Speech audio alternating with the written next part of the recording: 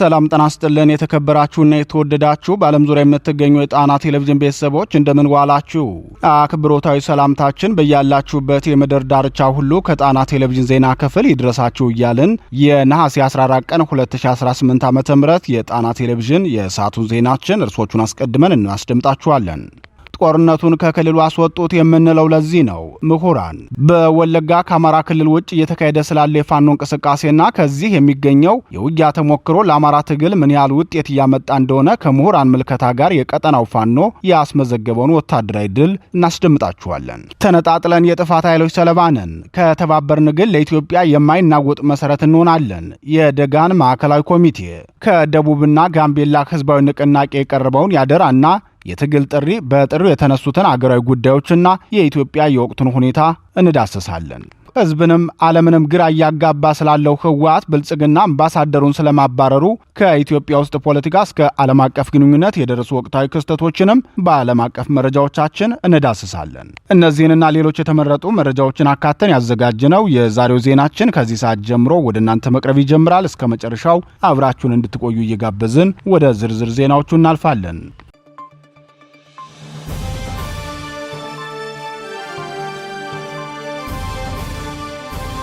ጦርነቱን ከክልሉ አስወጡት የምንለው ለዚህ ነው። ምሁራን የአማራ ህዝብ የህልውና ትግል 3ኛ ዓመቱን ባለፈበት በዚህ ወቅት ከክልሉ ውጭ ከስርዓቱ ነፍሰ በላ ሰራዊት ጋር እየተፋለመ የሚገኘው የአማራ ፋኖ ወለጋ ቢዛሞ አንሻ ሰይድዝ በትናንትናው ዕለት አመርቂ ድል አስመዝግቧል። ይህን የፋኖ ድል የተመለከቱና አስተያየታቸው ለጣና ቴሌቪዥን የሰጡ ምሁራንም ወለጋ ላይ ያለው የፋኖ እንቅስቃሴ ተደጋጋሚ ወታደራዊ የበላይነትን ሲወስድ አይተነዋል። ይህ የሚያሳየው ደግሞ የአማራን ጦርነት ከክልሉ ማስወጣት ምን ያህል ፈጣን ድል እንደሚያስገኝ ነው ብለዋል። የብልጽግናው ሰራዊት በከፍተኛ ቁጥር ኃይሉን አሰባስቦ የክልሉን ጸጥታ መዋቅርና በቀጠናው የሚንቀሳቀሰውን የኦነግ ሸኔን ታጣቂ በማስተባበር በአማራ ህዝብ ላይ የተለመደ የዘር ማጥፋት ውጊያ ከፍቶ ነበር። ይህን የብልጽግናና አጋሮቹን የውድመት ዘመቻ በብቃት ሲመክት የቆየ የአማራ ፋኖ ብሔራዊ ንቅናቄ ወለጋ ቢዛሞ አንሻ ሰይድዝ በ3 ክፍለ ጦር ሰራዊቱ ከበባ በማድረግ ከባድ ኪሳራ አድርሶበታል። ግፍ የወለደን ግፈኞችን የምንቀጣ የአንሻ ሰይድ ወንድሞች ነን በሚለው መሪ ቃሉ የሚታወቀው የአንሻ ሰይድዝ ሰራዊት በትናንትናው ተጋድሎ በ3 ጆንያ የተሞላ የብር ኖትን ጨምሮ ወደ 200 የሚጠጋ ክላሽንኮቭ መሳሪያን፣ 2 ብሬን፣ 2 ስናይፐር፣ 1 የሻለቃ አዛዥን ጨምሮ 10 የሰራዊት አባላት፣ 6 ወታደራዊ መገናኛ ሬዲዮዎች፣ ወደ 30 ሺህ የሚጠጋ የክላሽንኮቭ የዲሽቃ የብሬንና የስናይፐር ተተኳሽ 24 ፓትሮል መኪና በቁጥጥር ስር ውሏል። የወለጋ ቢዛሞ አንሻ ሰይድዝ ሰራዊት ከዚህ በፊትም በተመሳሳይ የብልጽግናውን ሰራዊት ጄኔራሉን ጨምሮ በርካታ መስመራዊ መኮንኖችን ሙሉ ሬጅመንት ኃይሉን በመምታት የሚታወቁ የጀብደኞች ስብስብ ነው። ይህን የፋኖ ብርቱ ክንድ የተመለከቱት የሁዲድና ሌሎች የቤሩት ፓርቲዎች እንዲሁም ምሁራን በአካባቢው የሚገኘውን የአማራ ህዝብ በጅምላ መገደል እንደሚገባው ቅስቀሳ ሲያደርጉ የሰነበቱ ሲሆን ከተሞችም እንዲቃጠሉ የሚዲያ ቅስቀሳ ማድረጋቸው ይታወሳል። ይህን የፋኖ ድል ተከትሎም አስተያየታቸው ለጣና ቴሌቪዥን የሰጡ ምሁራን በአማራ ክልል የሚካሄደውን ጦርነት መንግስት ለተለያየ ዓላማ ይፈልገዋል። ምክንያቱም ጦርነቱ ክልል ውስጥ በቆየ ቁጥር የአማራ ህዝብ ጠላት የሆነው ስርዓት በህዝቡ ላይ የሚፈጽመውን ግፍና ነውር አጠናክሮ እንዲገፋበት ሁኔታዎችን ያመቻችለታል። ስለዚህ ጦርነቱ ከክልሉ በሚወጣበት ጉዳይ የፋኖ መሪዎች ሊያስቡበት ይገባል ይላሉ ምሁራኑ። ሲቀጥሉም የመንግስት ወታደር ለእርስ በርስ ጦርነት ስምሪት ተሰጥቶት ወደ አማራ ክልል እንደገባ ስለሚያውቀው በፋኖ የሚፈጸምበትን ጥቃት በሙሉ በህዝብ መረጃ ሰጭነት የተፈጸመበት አድርጎ ስለሚወስደው ህዝብን በጭካኔ መምታቱን ይቀጥልበታል። ለዚህ ደግሞ ብቸኛው መፍትሄ ጦርነቱን ማሸነፍ ነው። ነገር ግን ጦርነቱ የሚራዘም ከሆነ ውጊያው ከክልሉ ውጭ የሚደረግበትን መንገድ መፍጠር ነው የሚገባው። ለዚህ አንድ የቅርብ ጊዜ ምሳሌን እንጥቀስ። ህወሓትና ፌዴራል መንግስቱ ውጊያ በገቡበት ወቅት ህወሓት በትግራይ ክልል ውጊያ ያካሄደው ከአንድ ወር ላነሰ ጊዜ ብቻ ነው። ሌላውን ውጊያ ያካሄደው በአማራና አፋር ክልሎች እንደነበር ሁላችንም እናስታውሳለን። ይህን ያደረገው ደግሞ የህዝብ እልቂትን ለመቀነስ ነው ብለዋል። ሌላው አስተያየት ሰጪ በበኩላቸው የብልጽግናው ስርዓት አሁናዊ ቁመናው መዳከሙን በማስታወስ የፋኖ መሪዎች አሁን ቀዳሚ ትኩረታቸው በሁሉም ክልል ህዝብ የተጠላውን ስርዓት ለመጣል የሚደረገውን ትግል በቅድሚያ ውስጥ አንድነትንና የህዝብ ጥያቄን በሚገባ አጢኖ የትግል ፍኖተ ካርታን መቅረጽ ከዚያም ውጊያውን ሙሉ በሙሉ ከክልሉ ማስወጣት የሚቻልበትን መንገድ መቀየስ ነው። የአማራ ፋኖ በውጊያ የበላይነት እንዳለው የወለጋ ፋኖ እያሳየ ነው። የህዝብ ድጋፍ እናጣለን ብለው እንዳይሰጉ ደግሞ ስርዓቱ አሁናዊ ያለው ተቀባይነት ስለወደቀ በሁሉም ክልል የሚገኘው ብሔረሰብ አዲስ መንግስት የሚፈልግ ነው። ስለዚህ የህዝብ አጋርነትና የደጀን ህዝብ ድጋፍ አሳሳቢ አይደለም ማለት ነው። በቅርቡም በደቡብ ኢትዮጵያና በጋምቤላ ክልል የሚንቀሳቀሱ ኃይሎች ራሳቸውን አደራጅተው ወደ ትግል የገቡበትን መንገድ ማሰብም ለፋኖ መሪዎች ማስታወስ ያስፈልጋል። ይህን የምንለው የምንለው የፋኖ መሪዎች ትግሉን የሚፈልጉት ደጋግመው እንደሚናገሩ ስርዓታዊ ለውጥ ለማምጣት ከሆነ ነው በማለት ተናግረዋል።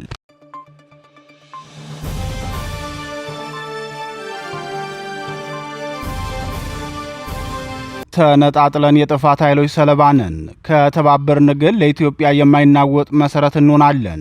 ከደቡብና የጋምቤላ ህዝባዊ ንቅናቄ ደጋህን ማዕከላዊ ኮሚቴ ታሪካዊ ያደራና የትግል ጥሪ ቀረበ።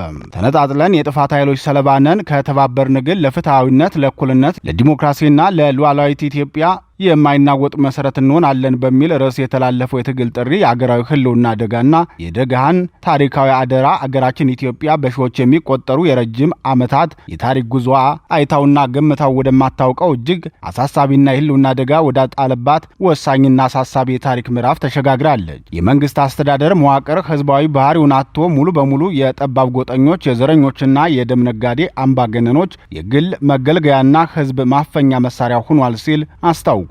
የ38 ድርጅቶች ጥምረት የሆነውና የጸረ ብልጽግና ትግሉን አንድ እርምጃ ወደፊት ያራምዳል ተብሎ ተስፋ የተጣለበት የአንድነት ጥምረት ጥሪውን ሲቀጥልም በአሁኑ ወቅት አገሪቱን ከዳር እስከ ዳር ያተራመሳት ሁለገብ የፖለቲካ፣ የኢኮኖሚ፣ የማህበራዊና የደህንነት ቀውስ የኢትዮጵያን የመፍራረስ አደጋ ከመቼውም ጊዜ በላይ አጉልቶ እያሳየ ህዝባችንን ወደማይመለስ የውድቀትና የእልቂት ገደል አፋፍ እየገፋው ይገኛል። ባለፉት 10 ዓመታት በዘር በጎሳና በቋንቋ ላይ ብቻ ተመስርቶ የተዘረጋው ከፋፋይ የፖለቲካ አውታር በዜጎች ሰብአዊ ክብርና በአገሪቱ አንድነት ላይ ያደረሰው መዋቅራዊ ጥፋት እጅግ ከባድና ዘግናኝ ነው።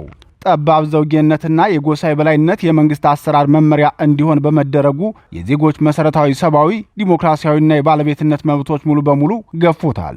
ዛሬ ከፊት ለፊታችን የተጋረጠብን ሁለንተናዊ ቀውስ በታሪካችን ከጠላት ወረራ ባሻገር አገሪቱንና ህዝቧን የገጠመ ወደር የማይገኝለት አውዳሚና አረመኔያዊ አደጋ ነው።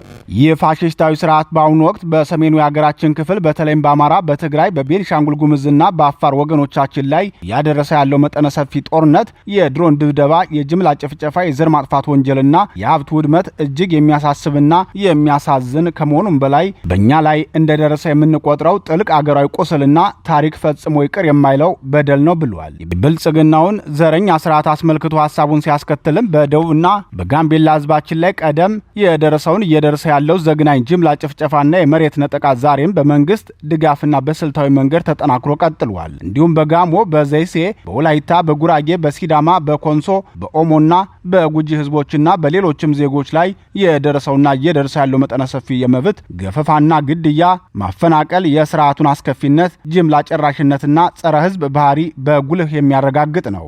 መፍትሄውም ስርዓቱን ለአንዴና ለመጨረሻ ጊዜ በተባበረ ክንድ ማስወገድ ነው ሲል አስታውቋል። በመሆኑም ለዚህ የተቀናጀ ትግልና ለተጠባቂው አገራዊ ድል ሁሉም ወገን ለአንድነት የትግል ጥሪ ተባባሪ እንዲሆን አሳስቧል። የ38 ብሔረሰብ ተወካዮች በጋራ የመሰረቱት ደጋህን ታሪካዊ የትግልና የትብብር ጥሪ ብሎ ጥሪ ያቀረበላቸውን ኃይሎች ሲገልጽም ለደቡብና ጋምቤላ ህዝቦች፣ ለአማራ ፋኖ ብሔራዊ ንቅናቄ አፋብንና ለአቻ ሀገራዊ ኃይላት፣ ለመላው የኢትዮጵያ ህዝብ፣ ወጣቶችና የመከላከያ ሰራዊት፣ ለወጣቶችና ለሴቶች እንዲሁም ለኢትዮጵያውያን የዲያስፖራ ማህበረሰብ መሆኑን ገልጿል። ደጋህን በመጨረሻም ቀጠናዊና ዓለም አቀፋዊ የዲፕሎማሲ መልእክት ለጎረቤት ሀገራት፣ ለአፍሪካ ህብረት፣ ለተባበሩት መንግስታት ድርጅት፣ ለአውሮፓ ህብረትና ለዓለም አቀፉ ማህበረሰብ ባስተላለፈው መልእክቱ ደጋህን የሚያካሂደው ህዝባዊና ወታደራዊ ትግል ስርዓት አልበኝነትን ለማስፈን ሳይሆን በአምባገነኑ ስርዓት ምክንያት እየፈረሰ ያለውን የመንግስት መዋቅርና አገራዊ ታሪካዊ አንድነት ለማዳን የህግ የበላይነትን ለማስፈንና የቀጠናውን ሰላምና መረጋጋት ለማረጋገጥ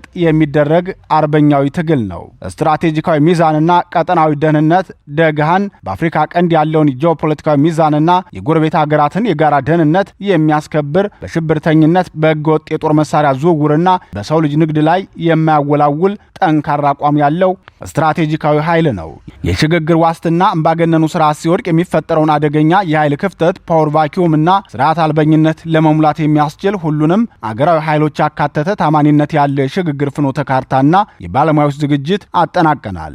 ዓለም አቀፍ ህጎችና ስምምነቶች፣ ኢትዮጵያ የፈረመቻቸውን ዓለም አቀፍና አህጉር አቀፍ ስምምነቶችና ውሎች፣ የጄኔቫ ኮንቬንሽንና የአፍሪካ ህብረትን ጨምሮ ሰብአዊ መብቶችን እንዲሁም የዲፕሎማሲያዊ ግንኙነቱንና የጋራ ተጠቃሚነት መመሪያዎችን አክብሮ ለመስራት ያለንን ጽኑ ቁርጠኝነት እናረጋግጣለን ሲል አስታውቋል።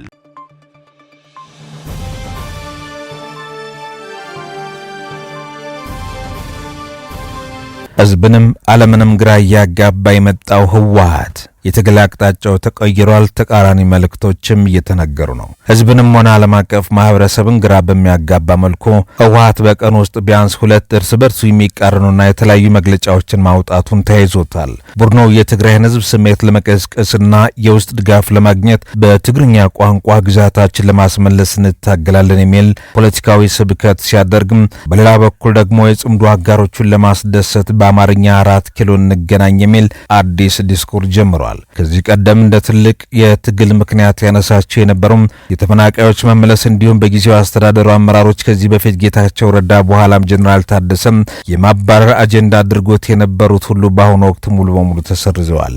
ብቸኛው ግቡ የፌዴራል መንግስቱን ጥሎ በኃይል መቆጣጠር ሆኗል። ይህ ዓላማው ብልጽግናን ጥሎም ሀገርን አፍርሶ የአማራ ግዛትን ቀምቶና አውድሞ ሰላምና ዲሞክራሲ የሰፈነባት ታላቋን ትግራይን ሀገር ማድረግ እንደሆነ በግልጽ እየተናገረ ይገኛል። አሁን ላይ የብልጽግናው መንግስት ምዕራብ ትግራይን እንሰጣችሁም የተፈናቃዮች የሚመለሱ ቢል እንኳን ህወሓት ለንግግር ጊዜው መሽቷል፣ ከ4 ኪሎ ውጭ ሌላ መዳረሻ የለንም የሚል ጠንከር ያለ አቋም ይዞ ብቅ ብሏል። ይህንን የህወሓት ዓላማ ለማሳካት ከጀርባ 8 አጋሮች እንዳሉት የሚነገር ሲሆን በተለይም ሌተናል ጀነራል ዮሐንስ ገብረ መስቀል በይፋ እንደገለጸው ጽምዶ የተሰኘው አዲስ ጸረ መንግስት ጥምረት በዋናነት ይጠቀሳል። ይህ ጥምረት የህወሓትን የደብረ ጽዮን ክንፍ፣ የኤርትራ መንግስት ሻቢያን፣ የሱዳን ጦር ግብጽን ጨምሮ አንዳንድ የውጭ ኃይሎች እንዲሁም አንደኛው የፋኖ ክንፍ ያካተተ ነው ተብሏል።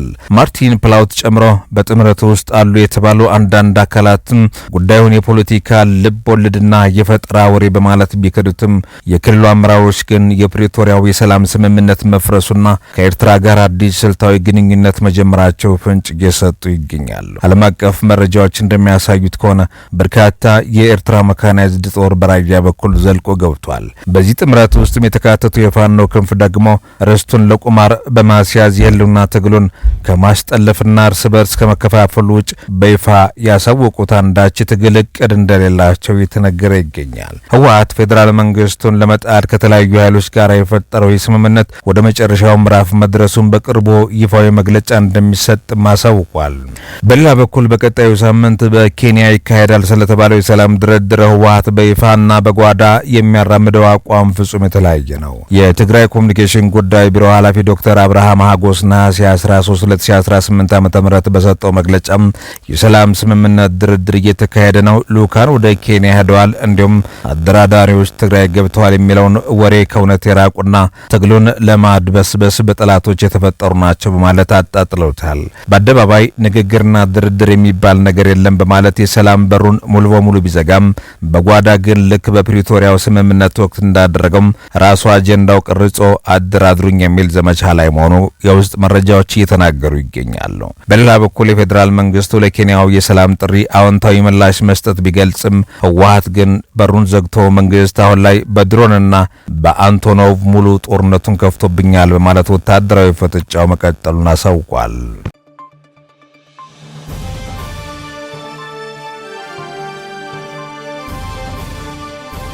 ብልጽግና አምባሳደሩን አባረረ።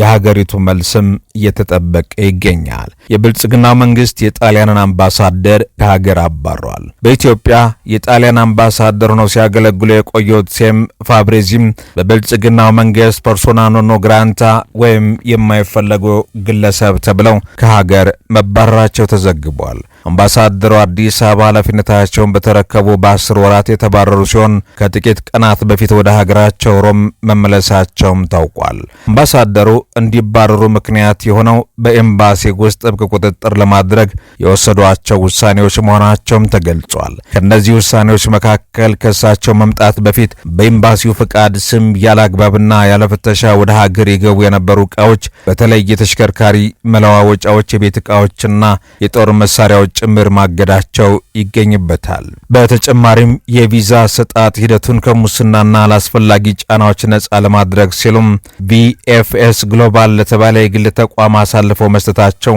ለውግዘት መንስኤ እንደሆነም እየተጠቆመ ይገኛል። በሌላ በኩል ብልጽግና ይህን እርምጃ ቢወስድም የጣሊያን መንግስትና የውጭ ጉዳይ ሚኒስተር አንቶኒ ታጂኒ በሮም የሚገኘውን የኢትዮጵያ አምባሳደር በማባረር አጻፋዊ እርምጃ ለመውሰዳቸውና ዝምታን መምረጣቸው በዲፕሎማሲው ዘንድ አነጋጋሪ ሆኗል። አንዳንድ ምንጮች እንደሚያመላክቱት ጉዳዩ ጣሊያን ለኢትዮጵያ ከምታቀርበው የጦር መሳሪያ ጋር በተያያዘ ከተፈጠረ አለመግባባት ጋር ሊያያዝ እንደሚችልም ግምቶች እየተነገሩ ይገኛሉ።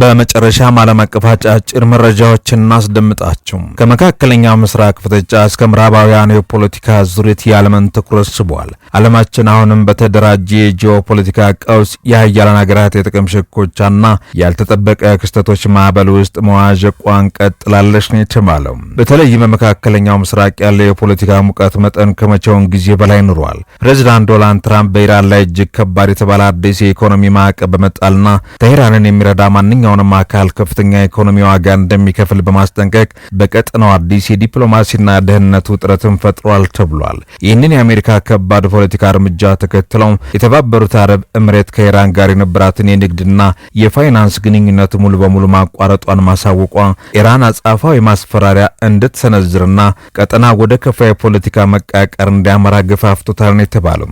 በዚሁ ቀጠና የእስራኤል ጦር በጋዛ በተገደለችው የ5 ዓመቷ ሕፃን ሂንድ ረጂብና የሕክምና ባለሙያዎች አሳዛኝ ህልፈት ዙሪያ ይፋው የወንጀል ምርመራ መከፈቱ ሲዘገብ፣ በሌላ በኩል ደግሞ በጋዛ ዓለም አቀፍ የእርዳታ ሰራተኞች መገደልን ተከትለው ማንም ተጠያቂ እንዳይሆን በእስራኤል መወሰኑ በማውገዝ የአውስትራሊያ መንግስት ኃይለኛ ቁጣውንም አሰምቷል።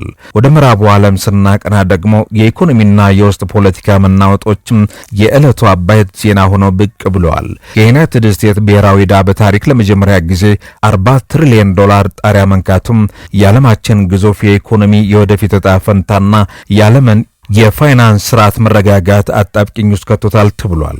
በንግዱ ፖለቲካ ግንባር ፕሬዚዳንት ትራምፕ በካናዳ ምርቶች ላይ ሊጥሉት ያሰቡትን ከፍተኛ የሆነ የ50% ታሪፍ ለ3 ቀናት በጊዜያዊ ማገዳቸውን በሰሜን አሜሪካ የንግድ አጋሮች ዘንድ የመረጋጋትና የስጋት ስሜትን ደባልቆ ይዞ ብቅ ብሏል። በሌላ በኩል ዩክሬን ከሩሲያ ጋር ከምታደርገው የሞሽረት ትግል ባለፈ የከፋ የውስጥ ፖለቲካ አዙሪት ውስጥም ገብታለች ተብሏል። የቀድሞው የሀገሪቱ መከላከያ ሚኒስትር ሚካኤሎ ፌዶሮቭ ጦርነት ባለበት አስቸጋሪ ሁኔታ ውስጥም ቢሆን ሀገራዊ ምርጫ ሊካሄድ ይገባል ማለታቸው በፕሬዝዳንት ቮሎዲሚር ዜሌንስኪ አስተዳደር ላይ ከባድ የፖለቲካ ፈተና ደቅኖባቸዋል ተብሏል። ከነዚህ የጂኦፖለቲካ ፍጥጫዎች ጎን ለጎን ድንገተኛ አደጋዎችና የሰብአዊ መብት ጉዳዮች የዜና መድረክ ሆነው ብቅ ብለዋል። በኬንያ በደረሰ አሳዛኝ ሄሊኮፕተር አደጋ የኢኳዶር የስለላ ድርጅት ኃላፊና 5 አሜሪካውያን ጨምሮ የ7 ሰዎች ሕይወት ማለፍ በርካታ ጥያቄዎችን ያስነሳ ያልተጠበቀ ክስተት ሆኗል። በምዕራብ አፍሪካ ደግሞ የቀድሞው የላይቤሪያ ምክትል ፕሬዝዳንት ጆወል ሆዋርድ ቴለር ከባድ የእጽ አዘዋዋሪነትና የገንዘብ ማጭበርበር ወንጀል ክስ ተመስርቶባቸው ፍርድ ቤት መቅረባቸው በሀገሪቱ የፖለቲካ ታሪክ ውስጥ ትልቅ አነጋጋሪ ጉዳይ ሆኗል። ምንም እንኳን የዓለማችን የፖለቲካ ትኩሳት ጣሪያ ነካ ቢመስልም በሩሲያና ዩክሬን መካከል የተደቀነው የ103 የጦር እስረኞች ልውውጥ ግን በጦርነት መሃል አነስተኛ የሰብአዊና ዲፕሎማሲ ተስፋን የፈነጠቀ ክስተት ሆኖ ተመዝግቧል።